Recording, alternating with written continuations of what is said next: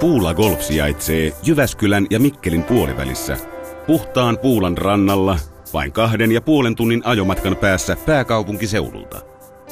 Kenttä sijaitsee 2 järven, Puulan ja Malloksen välisellä alueella.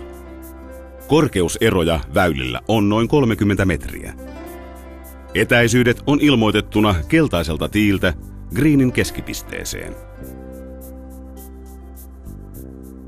Ensimmäinen väylä. Par 4. Pituus 363 metriä. Kevyt dogleg oikealle. Avaus kannattaa tehdä vähän vasempaan laitaan, jolloin väylä avautuu suoraan greenille. Avausetäisyydellä väylän oikealla puolella vaanii 2 bunkkeria.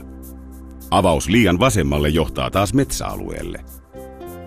Toinen lyönti tehdään loivaan ylämäkeen suurelle greenille. Huomioi greenin edessä oikealla oleva bunkkeri. Greenin takaosa on helposti pelattavaa aluetta. Greeni on helppolukuinen ja kohtuullisen tasainen.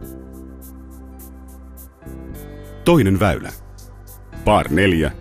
Pituus 313 metriä. Kapea väylä jyrkkään alamäkeen. Dogleg vasemmalle. Vaatii hyvää mailavalintaa ja lyöntitarkkuutta. Slaissaajille harmina vesieste oikealla ja hukin omaaville jyrkkä penger ja metsä vasemmalla. Harkintaa avaukseen aiheuttavat myös 2 väylän oikealla laidalla sijaitsevaa bunkkeria. Jatkolyönnissä tulee huomioida greenin oikealla laidalla oleva bunkkeri ja takana oleva jyrkähkö penger. Greenillä on jonkin verran tasoeroja. Kolmas väylä. Par 3. Pituus 137 metriä. Avauslyönti tehdään jyrkkään ylämäkeen. Greeniä ei näy tiiauspaikalta, joten pelaajan on tunnettava lyöntinsä. Väylä suosii vasemman kautta pelaamista, sillä oikealla on jyrkkä penger ja hankalaa metsää. Varo kuitenkin greenin edessä vasemmalla olevaa bunkkeria. Greenin takana ei ole esteitä. Väylän suunnassa lyhyt, mutta leveä greeni on helppolukuinen. Neljäs väylä. Par 5. Pituus 464 metriä. Pitkässä avauksessa pallon putoamispaikka ei näy lyöntipaikalle. Lyönti kannattaa kohdistaa väylän vasempaan laitaan, kuitenkin metsää varoen. Väylän alkuosa on kallellaan oikealle, lyöntietäisyydellä sijaitsevaan vesiesteeseen päin. Pahasti oikealle karanneet lyönnit joutuvat auttiin. Varmista aina turvallisuus tiipaikalla olevasta tornista. Toisen lyönnin pienenä harmina on väyläbunkkeri oikealla reunalla. Kolmas lyönti on helpokko greenille, kun huomioi vasemmalla puolella olevan bunkkerin ja greenin oikealla puolella olevan hankalan raffin. Greeni on suuri ja helppolukuinen. Viides väylä. Par 4. Pituus 307 metriä. Suora ja kaunis väylä, joka lyödään jyrkkään alamäkeen. Älä kuitenkaan anna kauniiden näköalojen hämätä, sillä oikealla puolella vaaniva autti rankaisee armotta. Pitkälyöntisten on jo aloituksessa syytä huomioida piilossa noin 250 metrin päässä rinteen alla oleva vesieste, joka menee väylän poikki. Toinen lyönti tehdään suurehkolle greenille, jonka vasemmalla puolella on iso bunkkeri. Greeni on iso ja siinä on pieniä tasoeroja. Kuudes väylä. Par 4. Pituus 304 metriä.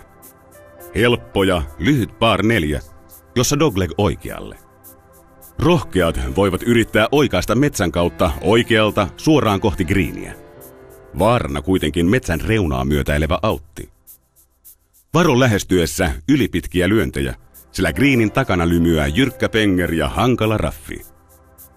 Suuri greeni, jossa on pieniä tasoeroja. 7. väylä. Par 5. Pituus 441 metriä. Jyrkkä dogleg vasempaan. Avauksella on tilaa ja mahdollisuuksia. Kuitenkin vasemmalla on autti estämässä rohkeita oikaisuyrityksiä. Tähtää avauksesi mutkaan, josta väylä avautuu hyvin. Ylipitkät avaukset päätyvät hankalaan raffiin. Toisessa lyönnissä mailavalinta on tärkeää, sillä edessä odottaa vesieste. Pitkälyöntinen voi yrittää greenille.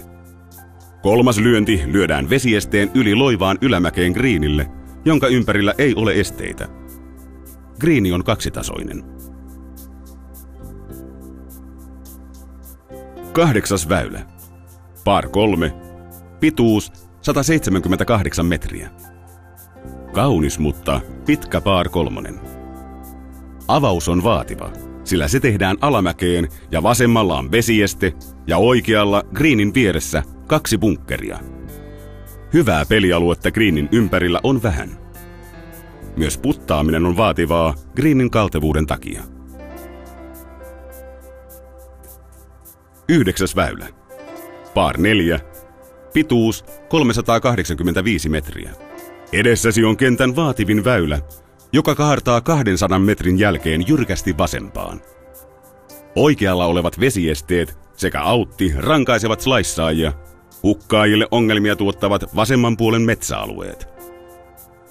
Toinen lyönti tapahtuu kohtuullisen jyrkkään ylämäkeen, pitkälle, kaltevalle ja korotetulle kaksitasoiselle greenille. Greenin vasemmalla puolella väijyy bunkkeri. Greenin ympärillä on runsaasti pelitilaa. Greenillä on voimakkaita kaltevuuseroja, joka tuo lisää haastavuutta.